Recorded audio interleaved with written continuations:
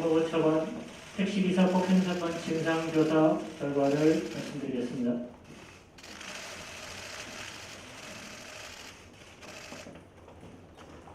이용구 전 법무부 차관의 택시기사 폭행 사건 관련하여 경찰 수사 등에 대한 진상조사 결과를 말씀드리겠습니다. 조사 결과 발표에 앞서 먼저 사건 처리 과정에서 경찰의 부적절한 행위로 인해 국민 여러분들께 침려를 끼쳐드린 것에 대해 깊은 사죄의 말씀을 드립니다.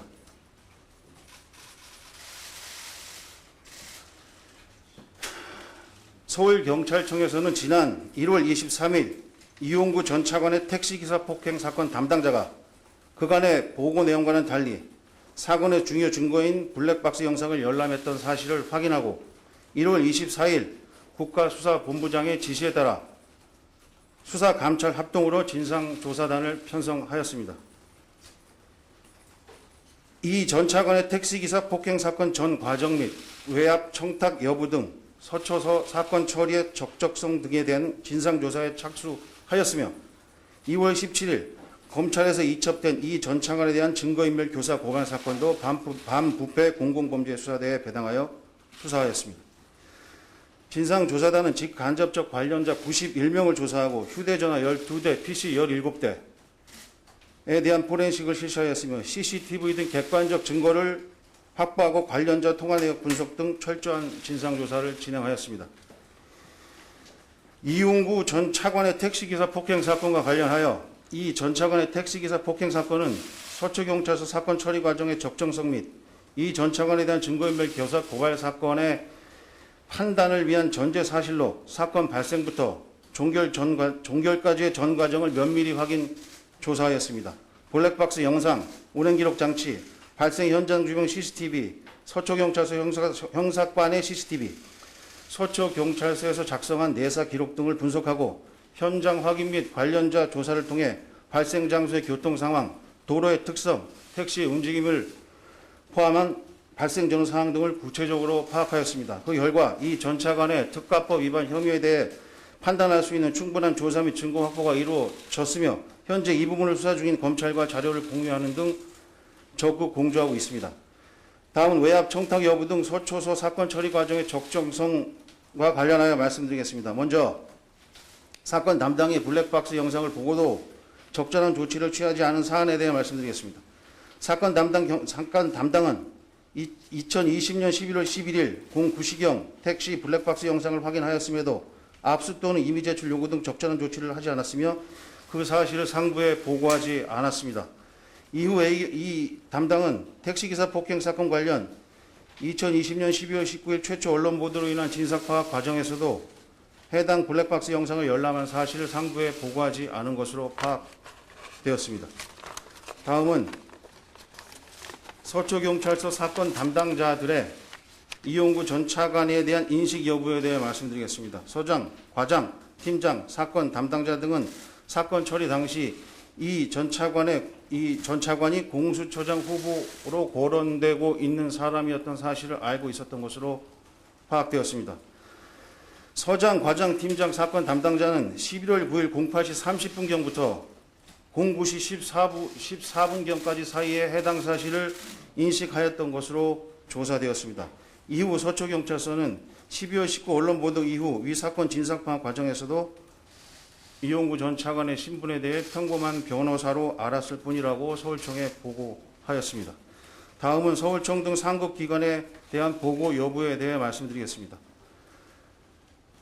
서초경찰서 형사과의 상부 보고 여부 확인을 위해 서장, 과장, 팀장, 사건 담당자의 휴대전화 및 서초경찰서 서울청 담당자들의 PC까지 포렌식하여 분석하였고 관련자를 조사한 결과 서초경찰서 형사과에서는 사건 발생일 11월 6일부터 종결시까지 사건 내용에 대해 서울청 수사부에 일체 보고하지 않은 것으로 파악되었습니다.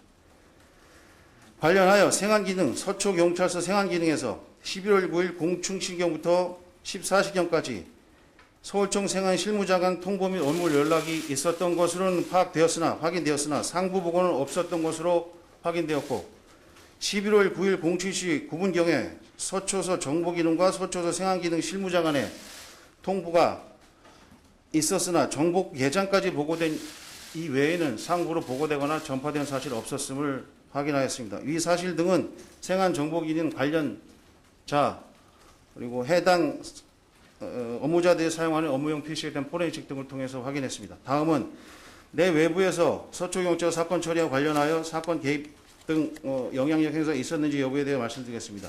서초소 사건 처리에 대한 내 외부의 부당한 사건 개입 여부 판단을 위해서 서초소 사건 담당 라인 4명의 휴대전화, 사무실 PC 등을 포렌식하였고 서초소 경찰서 형사과 CCTV를 통해 이들의 동선을 면밀하게 분석하였습니다. 이 전 차관과 당시 서장을 포함한 관련자들의 통화 내역 총 8,000여 건을 분석하였으며 사건 처리 시기와 통화 시점과의 관련성, 통화 상대방의 지위 등을 종합적으로 고려하여 사건의 영향력을 행사할 수도 있을 것으로 보이는 전현직 경찰관, 법조인, 정부부처 관계자 등을 선별하여 통화 사유, 상호 관계, 사건 개입 여부 등을 상세히 확인하였습니다. 그 결과 서초 경찰서의 사건 처리 기간 중 이 전 차관이나 이 전 차관의 통화 상대방이 경찰 고위 간부나 서초소장 이하 사건 담당에게 통화 내역을 발견할 수 없었으며 모든 대상자는 외압 청탁 영향 행사에 대해서 그런 사실 없음을 진술하였습니다. 이 전 차관에 대한 증거인멸 교사 고발 사건은 진상조사 진행 중 2월 17일 서울중앙지검으로부터 이첩되어 접수되었고 사건 관련성을 고려하여 진상조사를 담당하는 반부패 공공범죄수사대로 배당하여 수사하였습니다. 고발 내용 수사를 위해 택시기사와 이 전 차관 사이의 통화 내용 및 각 사용 휴대전화에 대한 포렌식 그리고 블랙박스 업체 및 합의 장소로 밝혀진 장소에 대한 수사 등을 통해 객관적 증거를 확보하였고 법리검토 및 관련 판례 분석 등을 통해 지난 4월 15일 택시기사를 입건하였으며 택시기사와 이 차관을 피의자로 조사하였습니다.